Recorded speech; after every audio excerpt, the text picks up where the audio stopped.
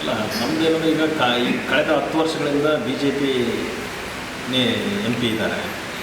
ಆಮೇಲೆ ಅವ್ರದ್ದೇ ಗೌರ್ಮೆಂಟ್ ನರೇಂದ್ರ ಮೋದಿ ನೇತೃತ್ವದಲ್ಲಿ ಗೌರ್ಮೆಂಟ್ ನಡೀತಾ ಇದೆ. ಈಗ ಇತ್ತೀಚೆಗೆ ಕಾಂಗ್ರೆಸ್ ಗೌರ್ಮೆಂಟ್ ಇಲ್ಲಿ ಬಂದಿರೋದ್ರಿಂದ ಈಗ ಅನೇಕ ಭಾಗ್ಯಗಳು ನಿಮಗೆ ಗೊತ್ತಿರ್ಬೋದು. 5 ಗ್ಯಾರಂಟಿಗಳನ್ನ ಕೊಟ್ಟು ಈಗಾಗಲೇ ಎಲ್ಲ ಯಶಸ್ವಿಯಾಗಿ ಕಾಂಗ್ರೆಸ್ ಪಕ್ಷ ಭರವಸೆಯನ್ನು ಈಡೇರಿಸಿದೆ. ಇದೆಲ್ಲವೂ ನಮಗೆ ಮುಂದಿನ ಲೋಕಸಭೆ ಚುನಾವಣೆಗೆ ಹೆಲ್ಪ್ ಆಗುತ್ತೆ. ಅವೆಲ್ಲ ಕಳೆದ 30 ವರ್ಷಗಳಿಂದ ನಿಷ್ಠಾವಂತ ಕಾಂಗ್ರೆಸ್ ಕಾರ್ಯಕರ್ತರಾಗಿದ್ದೀವಿ.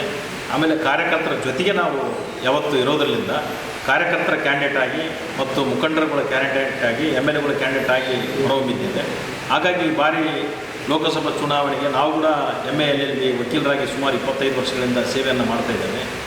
ಈ ಬಾರಿ ವಕೀಲರಿಗೆ ಕೊಟ್ಟರೆ ಮುಂದಿನ ಈ ಭಾಗದ ಸಮಸ್ಯೆಗಳು ಅನೇಕ ಸಮಸ್ಯೆಗಳಿದ್ದಾವೆ. ಆ ಸಮಸ್ಯೆಗಳ ಬಗ್ಗೆ ನಾವು ಧ್ವನಿ ಎತ್ತಕ್ಕೆ ಒಂದು ಅನುಕೂಲ ಆಗುತ್ತೆ.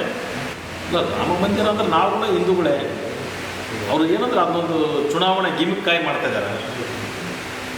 ಇಲ್ಲಿ ಈ ಸಲ ಕಾಂಗ್ರೆಸ್ ಅಭ್ಯರ್ಥಿ ಯಾರೇ ನಿಂತರೂ ಕೂಡ ಅವರಿಗೆ ಕಾಂಗ್ರೆಸ್ ಪರವಾಗಿ ಈ ಭಾಗದಲ್ಲಿ ಯಾಕಂದರೆ ಅಲೆ ಇದೆ.